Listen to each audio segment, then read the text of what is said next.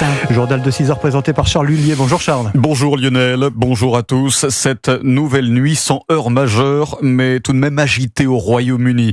Londres, Liverpool, Bristol, Newcastle, des villes théâtres de manifestations antiracistes. Des événements en réponse aux récentes protestations anti-immigration, et cela 10 jours après la mort des 3 fillettes. Le reportage à Birmingham de l'envoyé spécial d'Europe 1, Geoffrey Branger.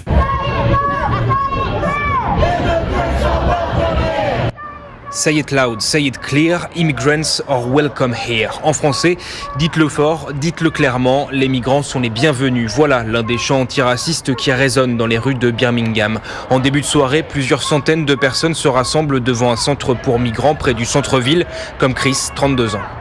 Nous avons entendu certaines rumeurs sur les réseaux sociaux comme quoi des néo-nazis arrivaient en ville. Donc je pense que pour faire face, beaucoup de personnes sont venues pour appuyer notre message. Nous ne voulons pas de vous ici. Je pense que tout ça va inspirer de nouveaux mouvements à travers le pays. Les manifestants antiracistes se dirigent ensuite vers Victoria Street, une des artères principales de la ville, toujours dans le calme et les messages de paix. Au micro, Tyler donne de la voix. Nous devons rester positifs, rester forts, main dans la main, les noirs avec les blancs avec les noirs.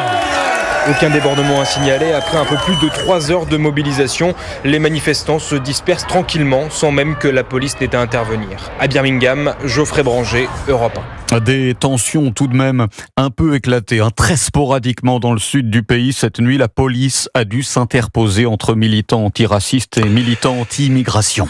Au Moyen-Orient, le président iranien exhorte les pays occidentaux à cesser de soutenir Israël. Il dit vouloir éviter une guerre régionale sur fond d'escalade militaire. Ce sont ses mots. Massoud Pezeshkian demande donc aux États-Unis et aux pays occidentaux d'arrêter de vendre des armes à Israël.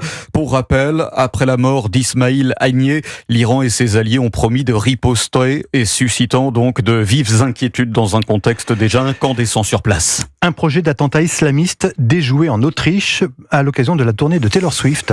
Hier soir, la police a annoncé l'arrestation d'un homme de 19 ans. Il nourrissait des projets d'attentat en lien avec les concerts de la chanteuse. L'un de ses complices a lui aussi été appréhendé, mais 3 autres suspects sont toujours recherchés. 3 concerts étaient initialement prévus cette semaine à Vienne devant 65 000 personnes. Ces événements ont été annulés pour des raisons de sécurité. Les spectateurs seront remboursés. Europe 1, il est 6h04. Les Jeux Olympiques, statu quo pour la délégation française au JO, toujours 4e au classement des médailles. Oui, 51 récompenses au total. Attention tout de même, nous sommes désormais talonnés par la Grande-Bretagne, la Corée et le Japon. Alors, hier dans le détail, 3 nouvelles médailles, le bronze en taekwondo, le bronze également en boxe chez les plus de 92 kilos. Petite déception pour Sofiane Oumia, en boxe toujours, le Toulousain n'a remporté que l'argent après une défaite en finale face aux Cubains. Côté sport collectif, des fortunes diverses, des illusions pour nos handballeurs qui sortent bredouilles de la compétition. Espoir, en revanche, pour nos volleyeurs qualifiés en finale, Martin Lange. «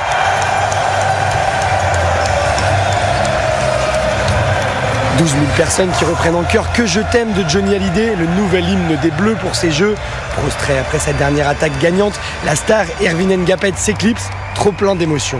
Je suis parti vite parce que sinon je vais trop chialer, faut pas trop chialer. Je fais du rap quand même. Tu pleurais? Ouais, là c'était une émotion incroyable, c'est une émotion incroyable. Maintenant, il nous reste encore une bagarre. Les Bleus ont écrasé les champions du monde italiens 3-7-0. Samedi, ils affronteront la Pologne en finale pour conserver leur titre chez eux à Paris. L'épilogue d'une journée qui avait bien mal commencé pour les sports collectifs français. Les handballeurs avaient quasiment match gagné contre l'Allemagne. Mehdi Kamem a perdu le dernier ballon du match. Les Allemands ont égalisé puis l'ont emporté en prolongation. Triste fin pour Nikola Karabatic qui tire sa révérence à 40 ans. Heureusement, la France n'est pas le pays des sports collectifs pour rien. En plus des volleyeurs, les basketteuses se sont qualifiées pour les demi-finales. Les demi-finales, c'est le programme du jour avec les filles du handball qui affrontent la Suède à Lille et les basketteurs de Victor Wembanyama qui retrouvent eux aussi l'Allemagne. Au programme également aujourd'hui, la demi-finale par équipe. Ce matin en tennis de table, face à l'ogre chinois, les frères Lebrun seront de la partie. En fin de journée, la finale du 400 mètres F féminin avec Louise Maraval. Et puis en boxe, finale des moins de 51 kilos avec le français Bilal Benama. À l'occasion de ces Jeux Olympiques, une nouvelle technique antidopage a été déployé pour tester les athlètes. Un judoka, une volleyeuse ont déjà été disqualifiés pour dopage ces derniers jours. Alors, pour endiguer cette pratique, prise de sang ou analyse des urines sont régulièrement réalisées. Mais pour la première fois dans l'histoire de ces JO, une nouvelle technique fait son apparition, celle de la goutte de sang séchée. Yasmina Katou, en quoi consiste cette méthode ? Eh bien, il ne suffit que d'une goutte de sang prélevée sur le bout d'un doigt ou sur le bras d'un athlète. Le sang est absorbé par une sorte de papier buvard et va pouvoir être analysé ensuite en laboratoire. La technique de la goutte de sang séchée a plusieurs avantages. Le prélèvement est plus rapide que lors d'une prise de sang classique, ce qui permet de contrôler plus de sportifs sur un laps de temps plus court. C'est aussi moins intrusif qu'une aiguille dans le bras qui peut provoquer l'apparition d'un hématome. Par ailleurs, alors que les tubes de sang doivent être gardés et transportés au frais, les gouttes de sang séchées n'ont pas besoin de toute cette logistique. Cela revient donc moins cher aux organisateurs. Et puis avec ce test, on peut détecter les mêmes substances dopantes que dans un prélèvement de sang classique ou dans des urines.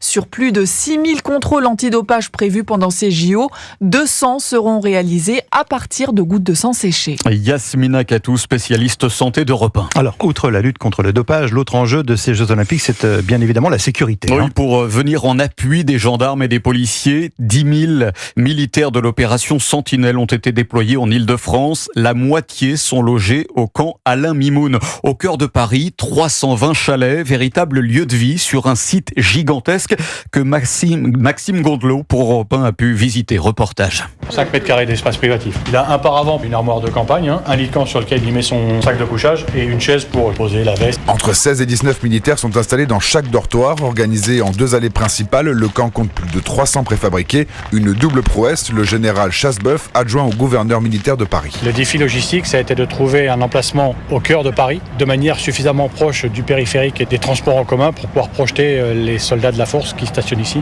Avec 2 gros avantages ici. Il y a de l'électricité et il y a de l'évacuation des eaux usées. Maintenant, sur la partie opérationnelle, toutes les missions que nous avons reçues sont réalisées à partir d'ici. Plus qu'un camp, c'est un village qui a été construit en seulement 65 jours. Un exploit, espace sportif, sanitaire, infirmerie, bar et restaurant. Tout est pensé pour le bien-être des soldats. Le sergent Jérémy du 27e régiment des chasseurs alpins. C'est vraiment toute l'infrastructure qui a été pensée pour notre confort, que ce soit en termes de place, de couchage, de toilettes et de nourriture. C'est très bien pensé, ouais. Ce camp abrite les 3 corps d'armée mais reste à vocation éphémère. Comme lors de sa construction, il sera démonté en 65 jours après les Jeux paralympiques. Maxime Gondelot. Au camp Alain Mimoun, donc Alain Mimoun qui fut, tout le monde s'en souvient, médaille d'or au marathon aux Jeux Olympiques de Melbourne en 1956. Je n'étais pas encore née. Europe 1, il est 6h09. 3e jour de recherche, tout autre chose maintenant. 3e jour de recherche ce jeudi en Haute-Saône pour localiser la jeune Linda. Oui, les fouilles organisées depuis mardi dans la forêt de Sceaux n'ont rien donné. 90 gendarmes seront à nouveau déployés dès ce matin. Un premier troupeau de moutons a été contaminé par la maladie de la langue bleue en France. La maladie de la langue bleue, appelée aussi fièvre catarrhale, virus mortel pour les moutons. Le premier foyer français a été détecté près de Maubeuge, dans le nord de la France. Troubles respiratoires, langue pendante, perte des petits en gestation. Voici les symptômes pour les bêtes. Les transmissions s'effectuent par des insectes piqueurs. Les syndicats agricoles sont inquiets. 600 000 vaccins seront donc prochainement commandés. En France, toujours, le monde agricole s'attend aux pires moissons de blé depuis 40 ans. Oui, quelques jours de beau temps, c'est vrai, en ce mois d'août, mais ne nous y trompons pas, l'année 2024 a été particulièrement arrosée. Le printemps, le plus humide depuis 16 ans. Cela ne fait pas les affaires des agriculteurs, ceux qui cultivent le blé. Des pertes allant jusqu'à 50% ont été enregistrées dans certains départements. Le reportage de Camille Moreau dans une exploitation de Seine-et-Marne. Donc là, vous avez du grain de blé tout flétri. Le grain s'est rétréci sur lui-même. Debout face à ses 80 hectares de champs de blé, Christophe Parent est désemparé. L'agriculteur estime ses pertes à 40% cette année, en cause une météo catastrophique depuis le mois d'octobre. On a eu beaucoup trop d'eau, pas assez de lumière et pas assez de chaleur. Et en fait, nous avons tout un tas de maladies qui s'est développé sur les blés. Et du coup, l'épi va être moins rempli. En fait, sur un épi, on peut avoir jusqu'à 50, 60 grains. Et là, cette année, on avait plutôt autour d'une trentaine de grains. Et ces grains récoltés sont beaucoup plus petits que d'habitude, ils pèsent donc moins lourd. D'habitude, dans cette case-là, je mets 200 tonnes de blé. Cette année, il y en a 100 tonnes. Aujourd'hui, je suis payé à la tonne de blé que je livre à ma coopérative. Donc, moins je livre de tonnes, moins j'ai de chiffre d'affaires. Donc, qui dit moins de chiffre d'affaires, dit moins de revenus pour mon exploitation pour l'année 2024. Une véritable année noire donc pour cet agriculteur qui s'interroge sur le futur de son exploitation face au changement climatique. Camille Moreau. Ça devait être un voyage de 8 jours, mais cela fait désormais 2 mois que 2 astronautes de la NASA sont coincés dans l'espace. Coincés à bord de la Station spatiale internationale. En cause, le vaisseau chargé de les ramener sur Terre qui ne fonctionne pas. Aviv Afrid, vous êtes la correspondante d'Europe 1 aux États-Unis. Ce vaisseau a été fabriqué par Boeing. C'est un nouveau revers pour l'avionneur américain. Oui, tout vient des propulseurs de la navette Starliner de Boeing qui ne se comportent pas comme ils le devraient. Des fuites d'hélium ont aussi été détectées. Pas question dans ces conditions de risquer l'accident en ramenant à terre les 2 astronautes. Les ingénieurs de la NASA et de Boeing sont à pied d'œuvre pour tenter de résoudre le problème, mais l'agence américaine commence à chercher des solutions de repli, y compris en faisant appel aux concurrents de Boeing, SpaceX et son vaisseau Dragon, ce qu'explique Ken Bowersox, l'un des administrateurs de la NASA. Les plus précautionneux d'entre nous sont inquiets de cette incertitude. Ils estiment que cela augmente les risques et recommandent d'éviter de ramener l'équipage maintenant, car nous avons une autre option, celle de le mettre sur un Dragon. Un coup très dur pour Boeing, qui a plusieurs milliards de dollars de contrats avec la NASA, et qui essaye, tant bien que mal, de se sortir de cette situation déplorable pour son image, déjà bien écornée par les problèmes sur ses avions de ligne. Mais si le Starliner n'est plus en mesure de voler, les naufragés de l'espace devront attendre la prochaine navette disponible jusqu'en février prochain. Aviv Afrid. Dans le journal de Charles Lhuillier. Merci Charles, à tout à l'heure.